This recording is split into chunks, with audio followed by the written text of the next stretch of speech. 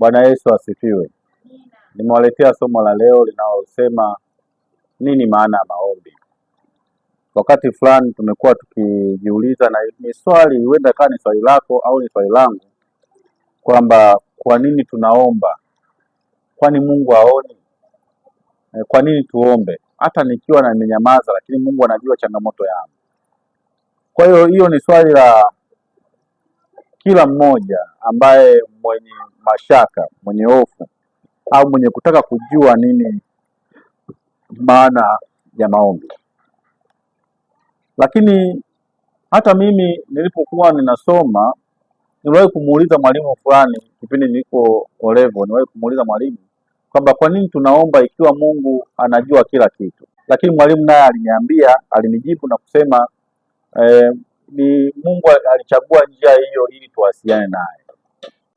Na nilipokuja kusoma kitabu cha Kutoka 25 mstari wa 8, Mungu anapomwambia Musa pale jangwani wakiwa na wana wa Israeli ya kwamba waambie wana wa Israeli wanifanyie patakatifu ili nipate kukaa kati yao. Kwa hiyo Mungu alitamani kuzungumza nasi. Mungu ndio shauku yake kuwasiliana nasi. Ndio ndio shauku yake. Hata tunapoona Edeni pale, bustani ya Edeni, Adam alikuwa anamwendea mara kwa mara akiwa anazungumza naye kumuuliza mahitaji aliyonayo. Kwa hiyo kumbe tunapoomba ni njia nzuri ya kuzungumza na Mungu na kueleza shida zetu. Na maana neno la Mungu linasema njooni tusemezane. Lakini Biblia inasemaje kuhusu maombi? Unaposoma kitabu cha Nyakati wa kwanza, anasema mtakeni Bwana na nguvu zake zote. Mtakeni Bwana na nguvu zake zote. Utafuteni uso wake. Kwa hiyo hii ni Nyakati wa kwanza 16 mstari wa 11. Anasema hivi, mtakeni nani? Bwana na nguvu zake zote. Utafuteni uso wake. Kwamba kumbe tutapotambua ukuu wa Mungu na unyonge wa kibinadamu, ndipo mahala sahihi ya kumsogelea Mungu na kumwambia haja ya mioyo yetu. Na kwa hiyo kuomba ni kutambua ukuu wa Mungu na udhaifu wa kibinadamu au unyonge wa kibinadamu, ambao tunahitaji kujisogeza karibu na Mungu ili atuhudumie. Kwa hiyo hata tunapoona kitabu cha Nyakati wa pili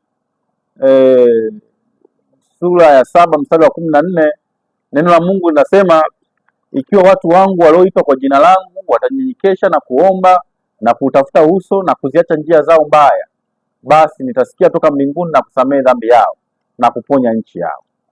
Tunagundua tena ya kwamba tunapotambua ukuu wa Mungu na unyonge wa kibinadamu, lakini pia tunaenda mbele za Bwana kwa unyenyekevu, kwa kutubu, kwa kunyenyekesha mbele zake, kwa kutubu. Kwa hiyo maombi bado inabaki pale pale, ni kutambua ukuu wa Mungu na unyonge wa kibinadamu, ukijumuisha unyenyekevu na kutubu, ili Mungu asikie shida tulio nayo. Kwa hiyo ndio maana tunaposoma katika kitabu cha Agano la Kale, Biblia Agano la Kale, namna ambavyo inazungumza, lakini pia yako mafungu mengi katika Agano Jipya ambayo inaeleza maana ya maombi. Maana ya maombi, kama tunaposoma kitabu cha Mathayo 7:7, anasema ombeni nanyi mtapewa, bisheni nanyi mtafunguliwa, tafuteni nanyi mtaona.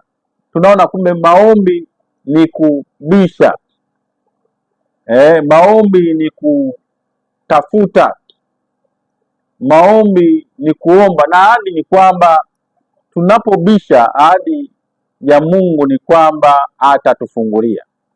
Tutafunguliwa katika kila aina ya vifungo tulivyo navyo, iwe ni vifungo vya magonjwa, iwe ni vifungo vya kuto kupata mtoto, iwe ni vifungo vya kuto kufanikiwa vifungo vya namna mbalimbali. Kwa hiyo tunapobisha, ahadi ya Mungu ni hakika na kweli atatufungulia. Bwana Yesu asifiwe. Pia yako mafungu mengi katika Agano Jipya ambayo inaeleza maana ya maombi. Maana ya maombi kama tunaposoma kitabu cha Mathayo 7:7 anasema, ombeni nanyi mtapewa, bisheni nanyi mtafunguliwa, tafuteni nanyi mtaona. Tunaona kumbe maombi ni kubisha, maombi ni kutafuta, maombi ni kuomba, na ahadi ni kwamba tunapobisha, ahadi ya Mungu ni kwamba atatufungulia. Tutafunguliwa katika kila aina ya vifungo tulivyo navyo, iwe ni vifungo vya magonjwa, iwe ni vifungo vya kuto kupata mtoto, iwe ni vifungo vya kuto kufanikiwa, vifungo vya namna mbalimbali. Kwa hiyo tunapobisha, ahadi ya Mungu ni hakika na kweli atatufungulia. Bwana Yesu asifiwe. Kwa hiyo ndiyo maana ya maombi. Lakini pia neno la Mungu katika Mathayo 7:11 nasema, ikiwa ninyi mlio waovu mnajua kuwapa watoto wenu vipawa vyema, je, si zaidi sana kwa Baba yenu wa mbinguni kuwapa mema wale wamwombao? Kwa hiyo tunapoomba kwa Mungu, yeye anatupatia mema. Kama ikiwa hata hao waovu wanaweza kuwapatia vitu vizuri watoto wao, kumbe Mungu anaweza akatupatia vitu vizuri zaidi tunapofanya nini? Tunapomwomba. Kama nilivyosema mwanzoni kwamba maombi ni kuhusu mbingu ziingilie kati changamoto ulio nayo. Hakuna changamoto iliyo ngumu mbele za Bwana tunapomwendea kwa unyenyekevu na kwa kuungama dhambi. Sasa kwa nini mtu wa Mungu leo uwe na hofu na mashaka, huzuni na uoga, ikiwa Baba wa mbinguni yuko tayari kusikia maombi yetu, yuko tayari kutusikiliza na kutujibu?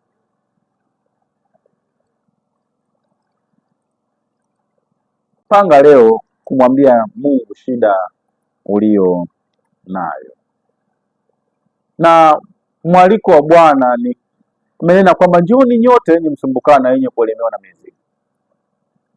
Njooni nyote nyie mnaosumbuka na kuelemewa na mizigo, kwamba mwendee yeye. Yeye yuko tayari kukutoa mzigo. Na tunaposema mzigo, sio mzigo wa mahindi wala mzigo wa gunia la viazi. Tunapozungumzia mzigo, nazungumzia changamoto ulizo nazo, migogoro nyumbani, katika familia, migogoro wewe na watoto wako, migogoro wewe na mume wako na mke wako katika mahusiano, lakini pia mizigo ya kutofanikiwa. Una mipango ambayo umepanga mwaka huu uitekeleze, lakini mpaka leo bado hujaitekeleza. Kichwa chako kinaendelea kutafakari nini namna ya kuhakikisha kwamba unatatua changamoto ulionayo. Kwa hiyo Yesu anatoa mwaliko ya kwamba njooni nyote wenye msumbukana na wenye kuelemewa na mizigo, nami nitawapumzisha. Bwana Yesu asifiwe. Kwa hiyo mtu wa Mungu, Mungu akubariki unapoendelea kufuatilia kipindi hiki, ya kwamba amini ya kuwa Mungu anatamani kuzungumza na wewe. Na wewe jukumu lako pekee la kufanya mbele za Bwana ni kumwita. Tuangalie kitabu cha Zaburi sura ya 4. Kitabu cha Zaburi sura ya 4, tuangalie. Watu wengine, watu wa Mungu, tunapaswa kuwa na maombi ya kusii, na maombi sio kukalili kwamba nitaomba baba yangu unisaidie, na kesho tena baba yangu unisaidie, hivyo hivyo. Wakati mwingine Mungu unapaswa kumlilia kwa kugaragara kabisa. Bwana Yesu asifiwe. Tuangalie katika kitabu cha hiyo Zaburi, katika sura hii ya 16, Mungu anasema unihifadhi mimi, kwa maana na kukimbilia wewe. Maombi ni kukimbilia. Unapoona changamoto imekuzidi, unapaswa kumkimbilia Bwana ili Bwana kuhifadhi na changamoto ulionayo, ili Bwana kuhifadhi na janga ulilo nalo. Bwana Yesu asifiwe. Tunaenda kuangalia tena kitabu kwenye Zaburi ya 37 mstari wa 5. Neno la Mungu linasema, Zaburi ya 37 anasema kwamba umkabidhi Bwana njia yako, pia umtumaini naye atafanya. Umkabidhi Bwana njia yako. Bwana Yesu asifiwe. Kwa hiyo watu wa Mungu tunapaswa kuelewa kwamba maombi ni kumwita Bwana ili Bwana akuitikie katika shida ulionayo, ili Bwana akujibu katika shida ulionayo, ili Bwana atatue yale yote yaliyo changamoto yako. Kwa hiyo mtu wa Mungu, usiwe na mashaka, usiwe na hofu. Ikiwa Mungu mwenyewe amesema kwamba tumkimbilie, wewe una hofu gani? Unapokamatwa na changamoto, iwe changamoto ya namna yote, usiwe na mashaka, mkimbilie Mungu naye atakuhudumia kwa kadri ya mapenzi yake. Asante Bwana, asante wewe uliokuwa ukiendelea ukinisikiliza. Mungu akubariki, akutie nguvu. Tuombe. Ninakushukuru Mungu Baba mbinguni kwa ajili ya watu wako, kwa ajili ya watu wako. Umeendelea kuwa pamoja nasi ukituhudumia kila siku, lakini pia Mungu endelea kutusaidia kuelewa kwamba tunapokuomba wewe upo tayari kutujibu, uko tayari kutusaidia.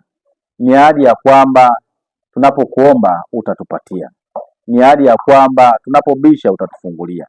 Tufungue dhidi ya magonjwa, tufungue dhidi ya hali ya kiuchumi inayotuelemea, tupatie amani, ondosha hofu na mashaka ndani yetu, tujaze imani sawasawa iliyo thabiti, utuimarishe na kutustawisha katika pendo lako Bwana. Tunaomba tukiamini ya kuwa Bwana, kila tuombalo Baba wewe ujibu, na ni ahadi ya kwamba Baba utatupatia. Tunaomba tukiamini katika jina la Yesu Kristo, amen.